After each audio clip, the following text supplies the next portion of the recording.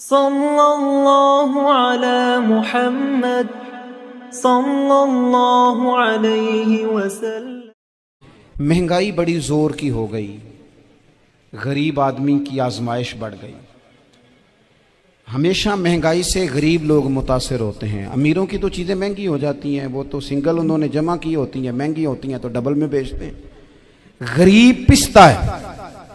लेकिन दुख की बात यह है कि हम एक दूसरे का साथ नहीं देते। मकरूज ज़हनी अजियत का शिकार है। 3 दिन है ना ईद के, तो एक जोड़े से भी गुजारे जा सकते हैं।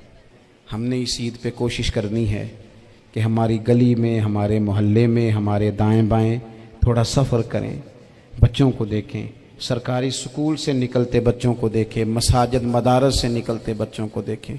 हम ना एक एक दो दो का साथ दें।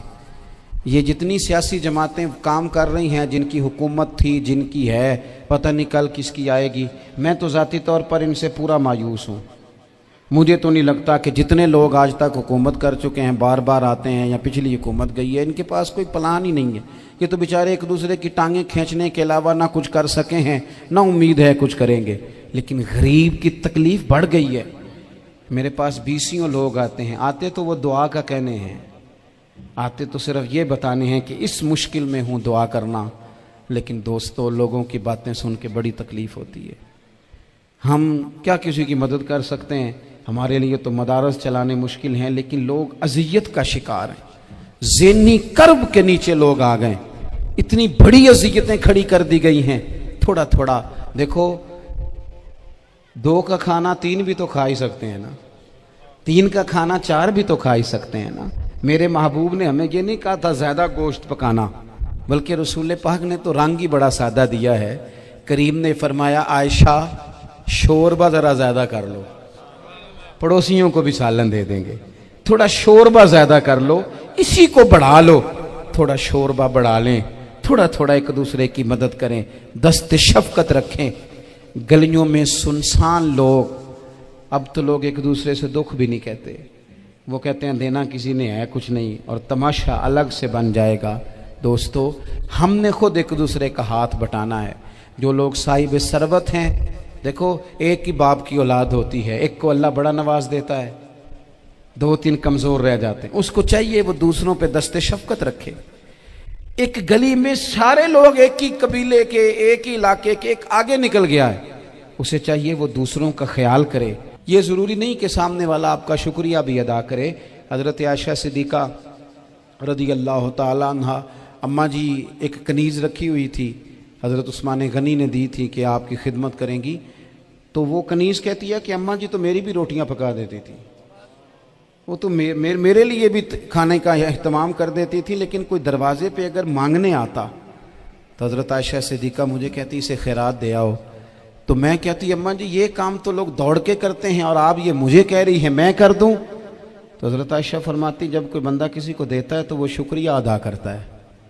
मैं चाहती हूँ वो शुक्रिया भी तेरा ही अदा कर जाए, मैंने जो अजर लेना है वो रब की बारगाह से लेना है। तो हमारे यहाँ कुछ लोग समझते हैं कि सखावत सिर्फ रमज़ान में ही करनी है, और रमज़ान में सवाब ज़्यादा है, वरना राशन वंडन वाले लोग को ईदों बाद भी भूख लग दीजिए, ईद के बाद भी उसी तरह ही गरीब के साथ पेट होता है, लेकिन तवज्जो नहीं। इल्म का लुग़वी माना जानने के होते हैं। इल्म हासिल किया जाता है किसी चीज़ की मारिफत को हासिल करने के लिए। जब हम कोई इल्म हासिल करते हैं तो हम ये चाहते हैं कि हमें उस चीज़ के नफ़ा और नुकसान का पता चल जाए। और जब हम दीनी इल्म हासिल करते हैं तो उसका मकसद ये होता है कि हमें रज़ाइल और खसाइल इन दोनों की खबर हो जाए। खैर क्या है, शर क्या है, उसमें तमीज़ का मलका हमें नसीब हो जाए। अच्छाई और बुराई खुलकर हमारे सामने वाज़े हो जाए, ये मकसूद होता है इल्म से। इल्म से, तालीम से मकसद ज़्यादा बातें करना नहीं होता। एक आदमी बहुत ज़्यादा बातें करता है तो शायद बड़ा आलिम है, एक शख्स बहुत ज़्यादा गुफ्तगू करता है तो उसके पास मालूमात ज़्यादा, ऐसा नहीं। बल्कि हज़रत अब्दुल्ला इब्ने मसूद रदी अल्लाह ताला अन्हु से जब किसी ने पूछा था कि बड़ा आलिम कौन होता है, तो आप फरमाने लगे जो रब से ज़्यादा डरे वो बड़ा आलिम है। और दलील उन्होंने ये दी कि अल्लाह करीम ने कुरान मजीद में फरमाया है कि इन्नमा यख्शल्लाह मिन इबादिहिल उलमा, अल्लाह के बंदों में से जो आलिम हैं वो रब से डरते हैं। तो दीनी तालीम, उसकी मालूमात हासिल करने की कोशिश करें, सही करें। कुरान मजीद की एक आया करीमा का कुछ हिस्सा जो मैंने तिलावत किया, उसमें अल्लाह करीम ने फरमाया अपने महबूब से, कहा वकुर रब्बि ज़िदनी इल्मा, ए महबूब आप मेरी बारगाह में ये दुआ मांगें, आप ये अर्ज़ करें कि ए रब मेरे इल्म में इजाफ़ा कर दे, ए मालिक मेरे इल्म में इजाफ़ा कर दे। बहुत सारी चीज़ें ऐसी होती हैं जिनकी ज़्यादती ठीक नहीं होती, वो ज़्यादा हो जाए तो नुकसान करती हैं, लेकिन इल्म एक ऐसी चीज़ है कि जिसके बारे में रब करीम ने कहा कि महबूब आप दुआ मांगें कि आपको ज़्यादा इल्म दिया जाए। और फिर इल्म एक ऐसी चीज़ है कि कोई भी आदमी ये दावा ना करे कि मैंने अब बड़ा हासिल कर लिया है, मेरी अब तकमील हो गई है, मैं अब मुकम्मल हो गया हूँ। जिनको अल्लाह ने गैब के ख़जानों की कुंजियाँ दी हैं ना, उनसे भी रब करीम ने कहा है कि महबूब आप दुआ करें कि मालिक मेरे इल्म में इजाफ़ा कर दे। तो जब वहाँ तक ये बात है तो फिर आम आदमी को भी चाहिए कि वो अपनी मालूमात में इजाफे का शौक़ पैदा करे। और तीसरी बात ये कि जो हुजूर के इल्म शरीफ पर बात करते हैं वो भी इस आयत से सीखें कि हुजूर का इल्म तो हर रोज़ रब उसमें इजाफा फरमा रहा है, तो हर रोज़ इजाफा हो रहा है। वलल आखिरतु खैरुल लका मिनल ऊला, हर रोज़ तरक्की हो रही है हुजूर के इल्म शरीफ की भी। तो हमारे यहाँ ज़्यादातर लोग बात इसलिए सीखते हैं कि मैं कोई कहीं से मसला सीखूंगा फिर जाके अपनी मस्जिद के इमाम को तंग करूंगा कि वहाँ तो मैं ये सुन के आया हूँ तो यहाँ ये काम क्यों नहीं होता। मैं कोई बात सीखूंगा तो फिर मैं उससे बहस का दरवाज़ा खोलूँगा। इल्म का मतलब ही अपने आप को संवारना है। मालूमात हासिल करने का मतलब ये कि आपके अमल में पुख्तगी आए, आपके किरदार में पुख्तगी आए, आपने जो सीखा है आप उसके मुताबिक अपने आप को ढालें। मुस्लिम शरीफ में मौजूद है, नबी पाक सल्लल्लाहु अलैहि वसल्लम ने दुआ मांगी है, ए अल्लाह मैं उस इल्म से तेरी पनाह मांगता हूँ जो इल्म तो हो पर नफ़े वाला ना हो। जिस बंदे के इल्म ने उसे नफ़ा नहीं दिया, वो कुछ सीख नहीं सका उससे, तो उसका इल्म किसी को क्या नफ़ा देगा। जब खुद से उसने, और सूफिया किराम तो फरमाते हैं कि जो लोग बड़ी मालूमात हासिल कर लें, बड़ी बातें सीख लें, पंचायत में किसी को बोलने ना दें, घर में किसी को बोलने ना दें। बहुत सारे लोग तो उलमा को भी मशवरा देते हैं, बड़ी बातें करे, लेकिन अमल के लिहाज से बंदा ज़ीरो हो तो अहले दिल फरमाते हैं उसकी सोबत से बचो। उसे बड़ा पता है, बड़ी बातें आती हैं, बड़ी बातें आती हैं, बड़ी बातें करता है, लेकिन गुफ्तगू की हद तक तो बहुत बड़ा है, अमल के मामले में सिफर है। बहुत सारे लोग मस्जिद के हुजरे में मीटिंग हो रही होती है और वो लंबी लंबी दलीलें और मशवरे दे रहे होते हैं, नमाज का टाइम आ जाए तो उठ के चले जाते हैं, कहते हैं मैं अपने महल्ले दी मसीतें पढ़नी है। कईयों को काम याद आ जाता है। फरमाया कि शख्स के पास मालूमात बड़ी हों लेकिन अमल के मामले में बंदा ज़ीरो हो तो उससे बचना क्यों? इसलिए कि अगर पढ़ा लिखा आदमी बेअमल हो ना तो वो अपनी बेअमली पर भी दलीलें पेश करता है। वो कहता है मैं ये काम नहीं करता तो ये मेरे पास दलील है। वो तो बेअमली को भी मुदय्यन कर देगा माज़अल्लाह। तो दीनी तालीम एक तो हासिल इसलिए करें कि हमने अपने आप को संवारना है, और दूसरा इल्म का शौक़ तबीयत में हो।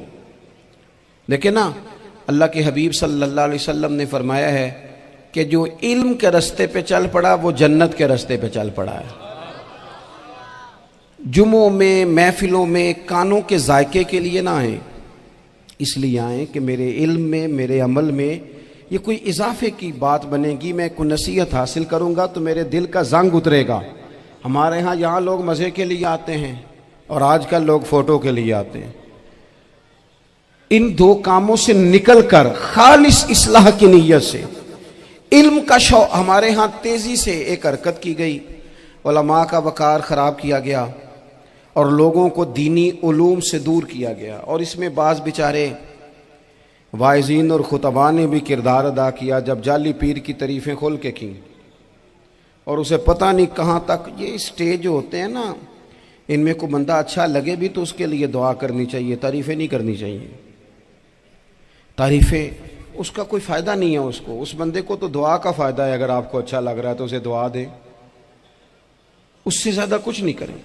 और हमारे यहाँ जनाब वो नकीबे महफिल बेचारे की शामत आ जाती है अगर तारीफ़ें थोड़ी करे तो कहते हैं इन्हों तो ना ही नहीं लेना होता। वो भाई इसके नाम लेने से आपका कद ऊंचा होता है। तो इल्म और आलिम, इन दोनों चीज़ों से कौम को दूर किया गया। दीनी तालीमात का फुकदान है। जो मैट्रिक तक लोग 60-70 किताबें पढ़ जाते हैं उन्हें भी कुरान पाक ठीक से नहीं पढ़ना आता, दूर किया गया। आप मुझे बताइए, चलें एक मस्जिद ही आप देख लें, उस मस्जिद के अंदर अगर एक तरफ एक आलिम दीन मिशकात शरीफ खोल के बैठे हों, हदीस पाक का दर्स हो रहा है, या बाहर शरीयत खोल के बैठे हैं, फ़िक़ही मसाइल बयान किए, और उसी मस्जिद में एक बाबा जी जुब्बा पहन के तगड़ा सा बड़ी सी पगड़ी बांध के और 500 दाने वाली तस्बीह लेके बैठे हैं। अब एक बंदा अंदर आता है तो वो किधर जाएगा, आलिम की तरफ के बाबा जी की तरफ? वो क्यों जा रहा है भला बाबा जी की तरफ? वो इसलिए कि हमने उसे ये बताया ही नहीं कि जिस तरह सुभान अल्लाह सुभान अल्लाह सुभान अल्लाह पढ़ना इबादत है ना, इसी तरह दाराबा पढ़ना भी इबादत है। उसे हमने बताया नहीं कि जब तक इल्म के रास्ते में रहना भी इबादत है, जब तक उसे ये समझ नहीं ना आएगी कि जिस तरह वज़ाइफ की किताब पढ़ना इबादत है, इसी तरह मिशकात शरीफ पढ़ना भी इबादत है, हदीस बुखारी का दर्स लेना भी इबादत है, मुस्लिम शरीफ की अहादीस पर अपने असातिज़ा से बैठकर दुरूस पाना भी इबादत। जब तक ये पूरा मिजाज देखे ना, नबी पाक सल्लल्लाहु अलैहि वसल्लम ने फरमाया रात की एक घड़ी भर दीन सीख लेना सारी रात नफल पढ़ने से बेहतर है। अब हमें समझना चाहिए कि किताब पढ़ के भी बंदा रब रसूल तक पहुंच सकता है। किताब व सुन्नत रास्ता आसान करते हैं, लेकिन हमारे यहाँ क्या मिजाज दिया गया है, बाबा जी के पास चलो, जरूर जाएं बाबा जी अगर नेक हैं तो मना कोई नहीं कर रहा, लेकिन जो सोच हमें हुजूर ने दी है हमने उसी की सोच के मुताबिक अपने मामलात को तरतीब देना है ना। अब एक बात मैंने आपसे पूछी और आपने कहा कौम सारी बाबा जी की तरफ जाएगी। हदीस पाक किस तरह है, अल्लाह के महबूब मस्जिद शरीफ में तशरीफ़ लाए, दोनों जानिब लोगों के हलके बने हुए हैं, लोग बैठे हुए हैं। एक हलके में लोग अल्लाह की याद कर रहे हैं, जिक्र हो रहा है। एक हलके में बैठ के एक आलिम किताब व सुन्नत का दर्स दे रहे हैं, एक सहाबी और बाकी सुन रहे हैं। खास तवज्जो करें नौजवान मेरी बात पर, रसूल करीम सल्लल्लाहु अलैहि वसल्लम दोनों के बीच खड़े हो गए और करीम ने फरमाया दोनों महफिलें खैर की हैं, दोनों ही हलके खैर के हैं। और फिर हुजूर फरमाने लगे मुझे चूंकि रब ने उस्ताद बना के भेजा है, मैं चूंकि मुअल्लिम बन के आया हूं, यतलु अलैकुम आयातिना व युज़क्कीकुम, मैं चूंकि किताब व सुन्नत की तालीम के लिए आया हूं। ये लफ्ज कहते कहते हुजूर उस जमात में बैठ गए जो दीन पढ़ और पढ़ा रही थी। हुजूर वहां बैठे जहां बात दीन की हो रही, जहां लोगों को अल्लाह रसूल की बात बताई जा रही। तो जुमे में वक्त पे आएं, अपनी दीनी मालूमात मजबूत करें और अपने लिए मजबूत करें। मैं आपको बड़े दर्द से ये बात अर्ज करता हूं, अगर दिन में 100 लोग मसला पूछते हैं ना शरीयत का, तो उनमें 95 लोग वो होते हैं जो तलाक का मसला पूछते हैं। वालिद साहब ने, बेटी के वालिद साहब ने 2 महीने पहले ऑर्डर दिया होता है फर्नीचर का। बेटे की शादी हो तो महीना पहले शेरवानी वाले को भी कहना पड़ता है, गाड़ियां बुक करानी पड़ती हैं, मैरिज हॉल बुक, ये सारे लवाजमात हम करते हैं। सारा कुछ किया, गाड़ी से घर बसना है, मैरिज हॉल से बसना है, फर्नीचर से बसना है, हमने सारा कुछ उनको बताया। लेकिन काश 2 घंटे बच्ची किसी मुअल्लिमा के पास जाती, बच्चा किसी उस्ताद के पास जाता, निकाह तलाक के मसले भी सीखते। मैं दावे से कहता हूं अगर हमें पता चल जाए कि 3 तलाकें इकट्ठी नहीं देनी चाहिए क्योंकि दे दें तो हो जाती हैं। अगर हमें समझ आ जाए कि नहीं देनी चाहिए, ये मसला बयान हो, और ये वाले मसले हम महफिलों में भी नहीं बयान कर सकते, इसलिए कि लोग कहेंगे मसला तो वो बयान करेंगे, इस पे नारे लगेंगे। आप कौम को ये क्या बता रहे हैं, ये तो छोटा आलिम बताता है माज़अल्लाह इस तरह की बातें, तो बड़ी बड़ी को नुक्ते की बात बताएं। वो जिस तरह हमारे यहाँ वो 1 घंटा पहले नहीं कहते तगड़े हो जो मैं जुमला देने लगा, वो पता नहीं जुमला आ रहा है कि एटम बम आ रहा है, तैयार हो जाओ, जो मेरा जुमला ज़ाया ना करना, इधर भाग के चला गया उधर भाग के आ जाओ, अल्लाह जाने। वो जिस तरह कभी लगता है ना पटारी से अल्लाह जाने क्या निकलेगा, मैं जुमला देने लगा हूं। तो मैं कहता हूं तू आराम से बैठ के भी जुमला दे दे, तेरे जुमले से क्या निकलेगा। और तू जुमला ना दे, हमें कोई आयत दे, तू जुमला छोड़ हमें कोई हदीस पाक सुना। यानी हर नकीब, हर खतीब, हर नात खा उठ के कहता है सारा कुरान ही हुजूर की तारीफ है। और भाई अगर सारा कुरान हुजूर की तारीफ है तो चंद आयतें पढ़ दे फिर तू भी। तूने पढ़ी तो एक भी नहीं और तू कहता जा रहा है सारा कुरान ही हुजूर की तारीफ है। ये वाली तारीफ भी तो सुनाना कौम को, जो ये बच्चे इनके उस्ताद इन्हें सिखा रहे हैं और ये सीख रहे हैं, इस तरफ भी तो सफर करें। तो मेरे अजीज, अगर लोगों को मसाइल का पता चले तो सैकड़ों घर बच जाएं तबाह होने से, बड़े बड़े घर बच जाएं। लेकिन मसाइल नहीं आते। मेरे पास मसला पूछने के लिए कुछ लोग आ गए तो 4-5 साल का बच्चा भी था जिसके वालिद ने गुस्से में अपनी बीवी को 3 तलाकें दी थी। तो छोटा सा बच्चा, कपड़े भी फटे पुराने, और हालत बता रही थी कि गरीबी है। तो जब मैंने मसला बताया कि 3 तलाकें हो गई हैं तो वापस जाने लगे, तो बच्चा मुझसे कहता है, देहाती आदमी तो कहने लगा, मौलवी साहब मेरी अम्मा ते नानी कहनी असन पूछ के आई आप कि हुण असीं लहदा ही रहना है। तो उस बच्चे की नौनिहाल की वो कैफियत देखी तो मैं रो पड़ा। मैंने कहा यार ये बच्चा बेचारा माँ बाप के होते हुए ये यतीमों जैसी जिंदगी गुजारेगा क्योंकि बाप ने तलाक दे दी। किस तरह मसाइल नहीं बताए लोगों को, तालीम से आगाही नहीं किया। और इसमें बहुत बड़ा जुल्म है उन लोगों का भी जो जनाजे पे खड़े होके तो कह देते हैं, मेरी तरह के लोग अच्छे उलमा की बात नहीं करता, वो कह देते हैं देखो जिन लोगों को जनाजा नहीं आता, भाई आपने किस दिन इशा के बाद क्लास लगाई थी जनाजा सिखाने की, ये तो आपने कह दिया लोगों को कुरान जी ठीक नहीं आता। तो यहाँ तो बेचारी बीबियां जिनको सही पढ़ना नहीं आता वो मिशन बना लेती हैं कि मैंने इतने 100 को कुरान पाक पढ़ाना है, बेवा हो गई हूँ, तलाक याफ्ता हो गई हूँ, सारी जिंदगी कुरान पढ़ाऊंगी। हम क्यों ये मिशन नहीं बनाते, क्यों इस तरफ सफर नहीं करते। एक तो दीनी मालूमात में, दीनी उलूम में अपने आप को लगाएं और ज़ौक़ पैदा करें कि जो चीज़ें मुझे नहीं आती मैंने वो सीखनी है, जो मामलात मुझे नहीं आते मैंने उनकी तरफ सफ़र करना है। एक तो अपना ये मिजाज बनाएं। और जब आप दीनी उलूम सीखते हैं तो पता है कौन सा मंजर कायम होता है, मंजर वो बनता है कि हज़रत अबू हुरैरा भी दीन सीखा करते थे, हज़रत अब्दुल्ला इब्ने उमर भी असहाबे सूफा में रहा करते थे, हज़रत अनस बिन मालिक भी रहा करते थे। और ऐसा मंजर बनता है कि हज़रत सैयदा खतीजतुल कुबरा रज़ी अल्लाह तआला अन्हा फरमाती हैं, सैयदा फातिमा हुजूर की गोद में बैठी होती थी और नबी पाक से बातें पूछती थी और हुजूर उन्हें बता रहे होते थे।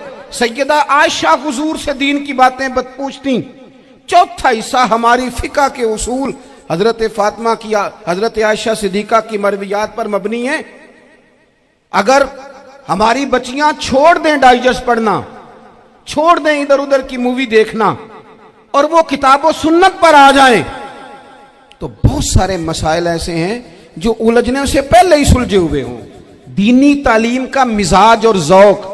और दूसरी आयत करीमा मैंने तिलावत की, अल्लाह करीम ने कुरान मजीद में फरमाया, या अय्युहल्लज़ीना आमनू कू अनफुसकुम व अहलीकुम नारा, ऐ ईमान वालों खुद भी दोज़ख की आग से बचो और अपने घर वालों को भी बचाओ। ओ वालिद, वो माँ जो बच्चों को भूख से बचाने के लिए मेहनत करती है, उनको मायूसी से बहुत सारे माँ बाप ऐसे होते हैं जिनके पास कपड़े लेने के पैसे नहीं होते ईद पे। क्यों? अजान शुरू होगी जी। अजीज़ भाई, जिस तरह हम अपने बच्चों को देखें, बहुत सारे माँ बाप के पास गुंजाइश नहीं होती, लेकिन इस नीयत से कि बच्चों के दिल टूट जाएंगे, ईद पे कैसे गुजारा करेंगे, मुश्किल से भी कपड़े ख़रीद के देते। इस तरह हम अपने बच्चों को भूख से, प्यास से, मायूसी से बचाते हैं। इस तरह हमारे रब ने हमारे ज़िम्मे लगाया है कि तुम अपने बच्चों को कोशिश करो दोज़ख की आग से बचाने की। हज़रत उमर फ़ारूक रदी अल्लाह ताला अन्हु ने अर्ज़ किया था, या रसूल अल्लाह सल्लल्लाहु ताला अलैहि वसल्लम, इस आया करीमा का माना क्या है? तो महबूब करीम अलैहिस्सलाम ने फरमाया, उमर, जिन चीज़ों का अल्लाह तुम्हें हुक्म देता है तुम अपने घर वालों को उन चीज़ों का हुक्म दो, जिन चीज़ों से रब रसूल तुम्हें मना करते हैं अपने घर वालों को उनसे रोको, अपने घर के अंदर निफाज़े दीन करने की कोशिश करो।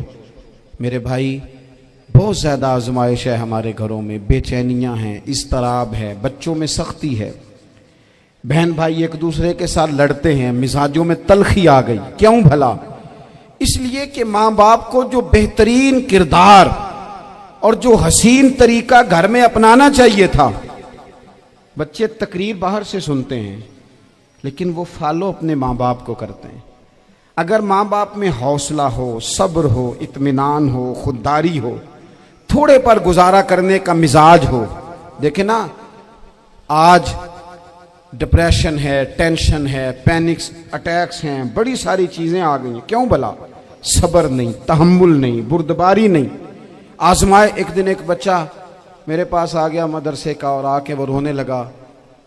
मेरे घर वाले कहने लगे खाना छोड़ दें, पहले इसकी बात सुन ले। मैंने कहा पुत्र क्या हुआ, किसी ने मारा है किसी उस्ताद ने? कहने लगे नहीं हजरत, घर फ़ोन किया था तो मेरी अम्मा और अब्बा की लड़ाई हो रही है। बच्चा कांप रहा है, टांगे कांप रही हैं। मैंने कहा क्या हो क्या गया तुम्हें पुत्र, लड़ाई हो रही है तो घरों में हो ही जाती है। कहने लगे नहीं, आपको पता नहीं, वो बड़ा सख्त लड़ते हैं। मेरे वालिद जब मेरी वालदा को मारने के लिए आगे बढ़ते हैं तो हम सारे चारपाइयों के नीचे छुप जाते हैं, हमें खौफ आता है, वो मंजर खतरनाक होता है। ये कौन तकलीफ दे रहा है अपने बच्चों को? यहां बैठे हमारे यहां मीलों दूर रहते थे उसके घर वाले, तो वो तकलीफ में था, तो घर में क्या कैफियत होगी? अगर हौसला हो, सब्र हो, कनात हो, अल्लाह के दिए हुए थोड़े रिस्क पर हमें राजी रहना आता हो, हमारे घरों में सुकून आए, इत्मीनान आए, हम जो जिंदगी बड़ी खुशी खुशी गुजार सकते हैं। हमारे मिजाजों का लालच, हमारी तबीयतों की बेराह रवी, हमारी झूठी अना का बुत, उन सारी चीजों को खत्म कर देता है। अपनी जिंदगी के अंदर अगर हम वो किरदार अपने बच्चों को दें, जिस किरदार में मोबाइल भी हो, जिसमें गाड़ी भी हो, जिसमें पैसे भी ला के अब्बा दराज में रखता हो, लेकिन वालिद का घर में मुसल्ला भी मौजूद हो, उसकी कोई तस्वीर भी हो, वो ये भी कहता हो कि खुदा ने अपने फजल से आज 5,000 दिया है तो इसमें 1,000 गरीबों का भी है, इसमें थोड़ा सा मैंने अल्लाह की रिजा के लिए भी रखा है। अगर कोई मुश्किल आ जाए तो वो बाप और माँ को सब्र करता हुआ देखते हो। अगर एक बाप कर बात करे तो दूसरा बर्दाश्त करता हो। खुदारा अपनी औलादों को इस अजियत का शिकार न करो। अपने घरों के अंदर वो खुददारी, वो प्यार, वो वकार, वो मोहब्बत, वो अंदाज। आप थके हुए हैं, कोई शक नहीं, आप बहुत सारे मसाइल का बाहर शिकार होंगे, कोई शक नहीं, लेकिन आप बाहर से थक के आए हैं। और अगर आप बाहर अपनी फैक्ट्री के मालिक हैं और दफ्तर के बड़े हैं तो घर में भी तो आप बड़े हैं ना। आपकी माँ भी तो इंतजार कर रही है, उसने भी तो दुखड़ा सुनाना है ना आपको। आप ये देखिए कि आपके बच्चे भी तो इंतजार कर रहे हैं, वो चाहते हैं कि अब्बा आके बैठे तो हम उनके सीने पे चढ़ के थोड़ा खेलें। आपकी अहलिया मुंतजिर हैं। कुछ बातें बीवी किसी और से नहीं कह सकती, सिर्फ अपने शौहर से कहती है, लेकिन वो तो आते ही जलाल में आ गए साहब। वो कहने लगे तू बड़ी नालायक है, मैं थका मांदा आया हूं और तूने मुझे कहानी सुना दी है। वो उस खातून से शिद्दत के साथ पेश आने लगे। मेरे रसूल पाक की हयात नूर को देखो, हजरत उम्मे ऐमन हुजूर की रज़ाई वालदा हैं, उनकी भी खिदमत हो रही है। हजरत हलीमा सादी आ रही हैं तो खिदमत हो रही है। हजरत अब्बास हुजूर के चचा हैं तो करीम फरमाते हैं मेरे चचा हैं बाप की जगह पे। हुजूर दोस्त अहबाब सहाबा गुलामों सब के साथ प्यार कर रहे हैं। 9 अज़वाजे मुतहरात हैं घर के अंदर। और कैफियत ये है कि हुजूर सिर्फ उनकी ज़रूरतों का ही ख्याल नहीं करते, ख्वाहिशात का ही ख्याल नहीं करते, बल्कि मेरे करीम का तरीका यह है कि कोई बंदा आज बोल क्या रहा है, वो कहाँ खड़ा है, आज उसके जुमले किस तरह के हैं, उसका लहजा किस तरह का हो गया है और उसे ठीक कैसे करना है। महबूब इसका ख्याल फरमाते, तवज्जो करते। मैं कहता हूं कि हम सबको शौक आया है आराम करने का। मैं सुबह 11 बजे से पहले अपने घर से निकल आया था और ये वक्त आ गया है और रात को खुदा जाने किस वक्त घर पहुंचना है। कई दफ़ा कैफियत ये होती है कि गाड़ी से उतरते हैं तो फिर दिल करता है कि कोई उठा के चलाए ना कभी। इसके बावजूद बहुत सारे लोग नाराज़ रहते हैं कि हमसे मिल के नहीं गए, फ़ोटो नहीं खिंचवा के गए, फलानी जगह चाय नहीं पी के गए। ये तसलसल है। लेकिन मैं जितना मर्जी थका मांदा घर जाऊंगा ना, कभी ऐसा नहीं हुआ कि मैं घर जाऊं तो बड़ी टेंशन में जाऊं। मेरी घर वाली एक दिन मुझसे कहने लगी, आपने कभी नहीं कहा कि मैं थका हुआ आया। बंदा थक भी तो जाता ही है ना, कभी कहाँ करे ना। मैंने उसे कहा पता क्यों नहीं कहता? इसलिए नहीं कहता कि मैं नहीं चाहता कि मेरे बच्चे ये कहें कि हमने दीन नहीं पढ़ना, हमारा बाप तो बड़ी मुश्किल में है। हम अपने काम के बारे में अपने घर में शिकवे करते हैं। आप किसी बच्चे से पूछ लें कौन सा काम करना है, कहता जो अब्बा जी कर दे रहे हैं वो नहीं करना। क्यों? कि अब्बा जी हर रोज़ तो कहते हैं मैं बड़ा उलझ गया हूँ, ये काम बड़ा मुश्किल है। मैं चाहता हूँ कि मैं अपने बच्चों को ये बताऊँ कि पुत्र मैं तो जिधर जाता हूँ फूल ही फूल हैं, मैं तो जिधर से गुजरता हूँ मोहब्बत ही मोहब्बत है, मैं तो जिधर से देखता हूँ दुआएं ही मिलती हैं, ताकि उनका शौक पैदा हो। मेरे अजीज, आप थोड़ा सा दिल बड़ा करें। अगर आप एक की वजह से पूरा घर सुकून में आ जाता है तो आप दिल बड़ा क्यों नहीं करते? जगह ढूंढते हैं बस मुझे कोई तंग ना करे, कोई मेरी बाप माँ बदौलत को कोई परेशान ना करे। बुखारी शरीफ सुनिए, हजरत आयशा सिद्दीका रदी अल्लाह ताला अन्हा बैठी हैं। हुजूर फरमाने लगे, आयशा आज एक बात ना बताऊं तुम्हें? या रसूलल्लाह बताइए। हुजूर फरमाने लगे, जब तुम मुझसे नाराज़ होती हो तब भी मुझे पता चल जाता है, और जब राज़ी होती हो फिर भी पता चल जाता है। तो हज़रत सैयदा आयशा सिद्दीका बात सुन के बड़ी खुश हुई। या रसूलल्लाह वो कैसे? हुजूर फरमाने लगे, कभी कभी तुम कसम उठाती हो। या रसूलल्लाह हाँ। फरमाया जब होती हो ना राज़ी, खुश, तो फिर कहती हो मुझे रब्बे मोहम्मद की कसम सल्लल्लाहु अलैहि वसल्लम। फिर तुम मेरे नाम के साथ रब करीम का नाम मिला के कसम उठाती हो, रब्बे मोहम्मद की कसम। या रसूलल्लाह बिल्कुल ऐसे ही है। और फरमाया जब तुम्हारे दिल में कोई बात होती है ना, तो फिर तुम कहती हो मुझे रब्बे इब्राहीम अलैहिस्सलाम की कसम, फिर तुम रब्बे मोहम्मद नहीं कहती। ये बुखारी मुस्लिम में मौजूद है। हज़रत आयशा सिद्दीका ने तो बात सुनी तो खिल गई तबीयत, कहने लगी करीम सदके जाऊं, यहां तक ख्याल फरमाते हो? किसके जुमले कहां पहुंच गए, यहां तक ख्याल है? फरमाया मुझे पता चल जाता है कि तुम्हारी कैफियत क्या है, कहां खड़ी हो। और भाई हम तो अपनी मां का भी ख्याल नहीं रखते। हमारा बाप कहां बेचारा खड़ा है, वो तो इंतजार में था कि कोई 10 मिनट मेरे पास बैठेगा। तवज्जो ही नहीं, जज्बात का ख्याल ही नहीं। हज़रत आयशा सिद्दीका बात सुन के अर्ज़ करने लगे, या रसूल अल्लाह मुझे रब्बे मोहम्मद की कसम हो, मैं सिर्फ नाम छोड़ती हूँ, मेरे दिल में हर वक्त मदीने वाले महबूब ही रहते हैं। नाम ही छोड़ती हूँ सिर्फ। ओ मेरे दोस्त थोड़ा सा जा। और दूसरा अर्ज़ करूँगा, दौलत अगर बहुत आली चीज़ होती ना, बहुत कीमती, तो सबसे ज़्यादा सैयदा आयशा के घर में होती। अगर पैसों से ही शौक खाता तो पैसे सबसे ज़्यादा हज़रत फातिमा ज़हरा के काशाना नूर में होते। ओ मेरे भाइयों, सोना वक्त मोहब्बतों से गुजारा जा सकता है। ओ भाई, मैंने तो अपने घर में ये देखा कि मेरे वालिद साहब गर्मी आती तो फरमाते, ओ लो भाई तुहानू परवाह नहीं, मैं तुहाडे पड़ोले च दाने पा दिते ने ते तुहाडी मां ने मर्तबान च अचार पा दिता है। लो अब तुम्हें कहीं जाने की ज़रूरत नहीं पड़ेगी। इस पे भी वक्त बड़ा अच्छा गुजरता था, इस पे भी टाइम बड़ा अच्छा। 6-6 खाने खा के बच्चे नखरे कर रहे हैं। मैंने अपने वालिद साहब से एक दिन कहा, मैं क्या अब्बा जी तुहानू पसंद की है?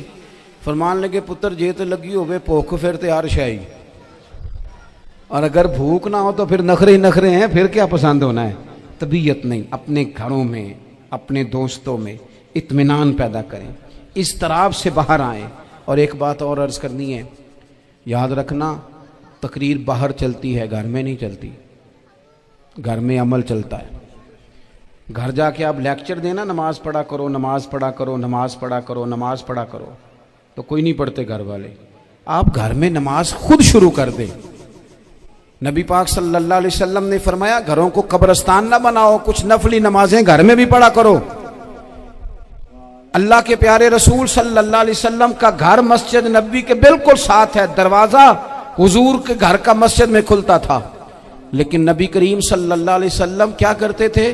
हजरत आयशा सिद्दीका फरमाती हैं तहज्जुद की नमाज घर में पढ़ा करते।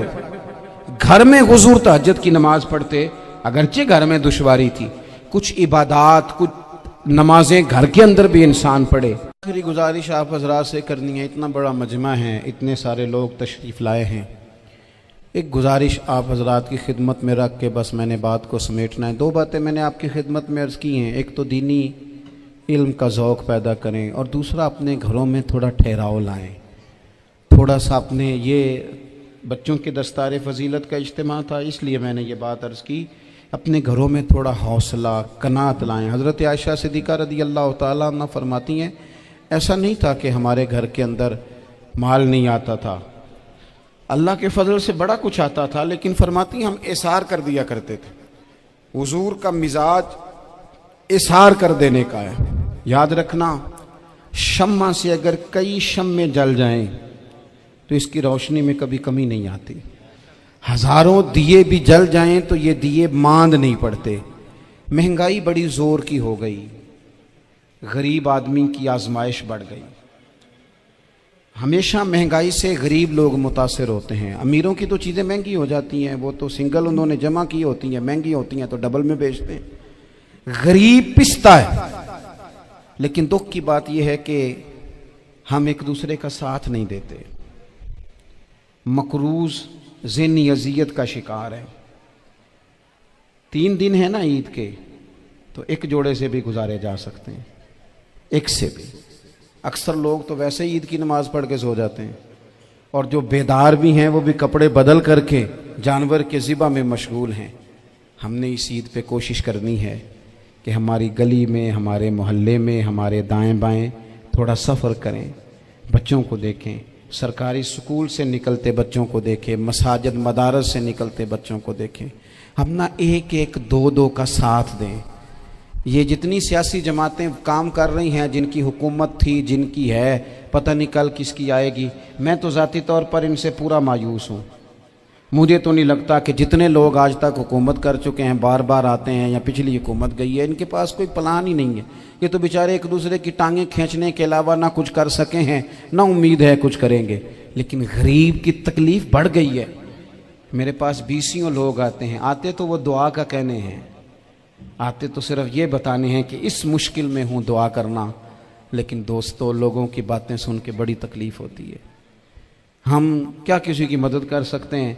हमारे लिए तो मदारस चलाने मुश्किल हैं, लेकिन लोग अजियत का शिकार हैं। ज़हनी कर्ब के नीचे लोग आ गए। इतनी बड़ी अजियतें खड़ी कर दी गई हैं। थोड़ा थोड़ा देखो, 2 का खाना 3 भी तो खा ही सकते हैं ना, 3 का खाना 4 भी तो खा ही सकते हैं ना। मेरे महबूब ने हमें ये नहीं कहा था ज़्यादा गोश्त पकाना, बल्कि रसूल पाक ने तो रंग ही बड़ा सादा दिया है। करीम ने फरमाया, आयशा शोरबा ज़रा ज़्यादा कर लो, पड़ोसियों को भी सालन दे देंगे। थोड़ा शोरबा ज़्यादा कर लो, इसी को बढ़ा लो, थोड़ा शोरबा बढ़ा लें, थोड़ा थोड़ा एक दूसरे की मदद करें, दस्ते शफकत रखें। गलियों में सुनसान लोग, अब तो लोग एक दूसरे से दुख भी नहीं कहते।